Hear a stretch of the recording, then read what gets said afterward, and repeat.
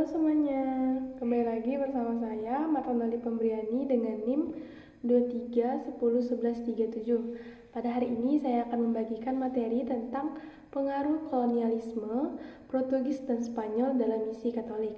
Nah, di dalam materi ini terdapat beberapa poin. Ada poin yang pertama yaitu pengaruh Portugis dalam misi Katolik. Nah, di dalam poin ini juga terbagi menjadi beberapa subbab, yaitu yang pertama ada peran Portugis dalam penyebaran Katolik. Nah, pada abad ke-15, Portugis mulai menjelajahi dunia.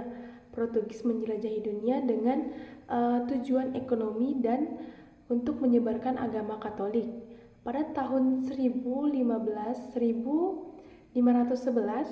Portugis mulai menaklukkan Malaka dan mulai memperkenalkan agama Katolik di Nusantara. Nah, jadi pada poin ini ingin menjelaskan kepada kita bahwa pada abad ke-15 Portugis itu mulai menjelajahi dunia. Nah, di selang penjelajahan dunia ini Portugis juga memiliki misi. Misi yang pertama yaitu adalah misi ekonomi, di mana dalam misi ekonomi ini Portugis itu ingin mencari seperti rempah-rempah yang ada di Nusantara, mereka membeli dengan harga murah, dan disitulah mereka akan setelah membeli dengan harga murah, mereka akan memperjualbelikannya dengan harga yang tinggi atau dikonsumsi secara pribadi oleh bangsa Portugis. Nah, selain itu mereka juga ingin menyebarkan agama Katolik di Nusantara. Makanya mereka datang ke Nusantara sebagai penjajah yang ingin ingin mencari rempah-rempah atau apapun itu dan ingin menyebarkan agama Katolik. Nah, selain itu mereka juga mulai menaklukkan Malaka. Nah, di dalam menaklukkan Malaka ini mereka juga mulai memperkenalkan agama-agama Katolik di Nusantara. Nah, seperti itu. Untuk poin yang kedua, ada wilayah-wilayah yang dipengaruhi oleh Portugis. Nah, di wilayah Maluku, Portugis mulai mendirikan pos perdagangan seperti di Ternate dan di Ambon, di mana di dalam wilayah Ternate dan Ambon, Portugis itu mulai membaptis penduduk lokalnya untuk menjadi agama Katolik. Dan selain itu, ada di timur dan di Flores, agama Katolik mulai berkembang pesat, dan sehingga di wilayah Flores dan di timur, agama Katolik menjadi agama yang sangat kuat di Indonesia. Sedangkan di wilayah Solor, Portugis itu mulai mendirikan benteng dan gereja yang dimana itu sebagai pusat penyebaran agama Katolik di Nusa Tenggara. Jadi wilayah-wilayah yang dipengaruhi oleh Portugis ada wilayah Maluku, tepatnya di Ternate dan di Ambon, yang dimana Portugis ini mendirikan pos perdagangan dan mereka membaptis umat-umat lokalnya. Yang ketiga, selanjutnya ada di wilayah timur dan di Flores, yang dimana wilayah tersebut agama Katoliknya itu menjadi agama yang kuat dan menjadi negara satu-satunya yang kuat di Indonesia. Dan selain itu mereka juga Portugis juga menguasai wilayah Solor, tepatnya mereka mendirikan benteng dan gereja yang dimana itu sebagai pusat penyebaran agama Katolik. Terus ada poin yang ketiga yaitu tokoh misionaris Portugis yang berpengaruh.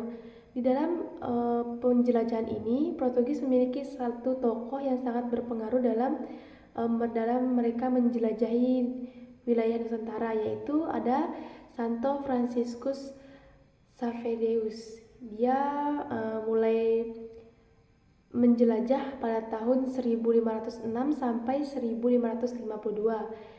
Santo ini berasal dari Ordo Yesuit.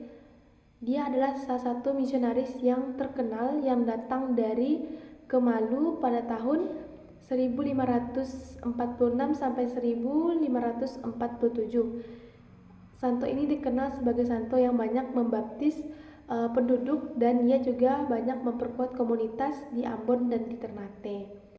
Selanjutnya kita masuk ke poin yang keempat, yaitu dampak kolonialisme Portugis terhadap Katolik di Nusantara. Nah, ada terdapat beberapa dampak. Dampak yang pertama yaitu adanya pendirian gereja-gereja pertama di Indonesia. Yang kedua, adanya penciptaan buku doa-doa. Dan yang ketiga adanya katekese dalam bahasa lokal. Nah, pengaruh Katolik itu tetap kuat meskipun selanjutnya negara Portugis itu kemudian diusir oleh Belanda, dan negara Belanda ini menginginkan kita umat Katolik untuk beralih ke umat Protestan seperti itu. Oke, sekarang kita akan masuk ke pembahasan yang kedua, yaitu pengaruh Spanyol dalam misi Katolik. Nah, di dalam pembahasan yang kedua ini juga terdapat beberapa poin. Poin yang pertama ada peran Spanyol dalam penyebaran Katolik. Nah, Spanyol juga memiliki misi untuk menyebarkan agama Katolik setelah tahun 1494 ketika perjanjian Tordesillas yang membagikan dunia antara Spanyol dan Portugis. Nah, Spanyol ini lebih banyak berpengaruh dalam penyebaran agama Katolik di Filipina. Jadi, di tahun 1494 Spanyol ini mulai melakukan misi untuk penyebaran agama, tepatnya di Filipina, seperti itu. Untuk poin yang kedua ada dampak di wilayah Nusantara. Pada abad ke-16, Spanyol sempat hadir di Maluku, tepatnya di Maluku Utara, terutama di Tidore. Sebagian besar keberhasilan misi Katolik Spanyol terlihat di negara Filipina, di mana agama Katoliknya menjadi agama yang dominan hingga saat ini. Jadi pada abad ke-16 itu Spanyol ini mulai menjelajahi negara Maluku, tepatnya di Maluku Utara, tepatnya lagi di wilayah Ternate, yang dimana di wilayah Ternate ini Spanyol itu menjadikan agama Katolik itu menjadi agama yang dominan hingga saat ini. Nah, selanjutnya saya akan membacakan kesimpulan dari materi-materi yang sudah saya berikan kepada teman-teman pada hari ini. Nah, kesimpulannya kita menyimpulkan bahwa negara Portugis itu lebih berperan dalam penyebaran agama di Nusantara dibandingkan negara Spanyol. Nah, dengan adanya kehadiran Portugis membawa misionaris Katolik menjelajahi negara Maluku, Timur, dan Flores yang sampai saat ini negara tersebut masih menjadi pusat komunitas Katolik.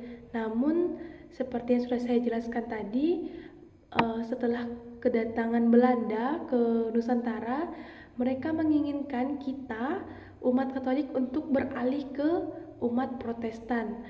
Nah, setelah adanya kedatangan Belanda tersebutlah kita agama Katolik mulai mengalami kemunduran untuk untuk tetap bertahan di agama Katolik. Namun pada abad ke-19 agama Katolik itu mulai bangkit kembali menjadi agama yang berkembang pesat pada abad ke-19 tersebut. Seperti itulah kesimpulan yang dapat saya sampaikan pada materi pada hari ini. Cukup sampai di sini. Saya Marta Nali Pembriani.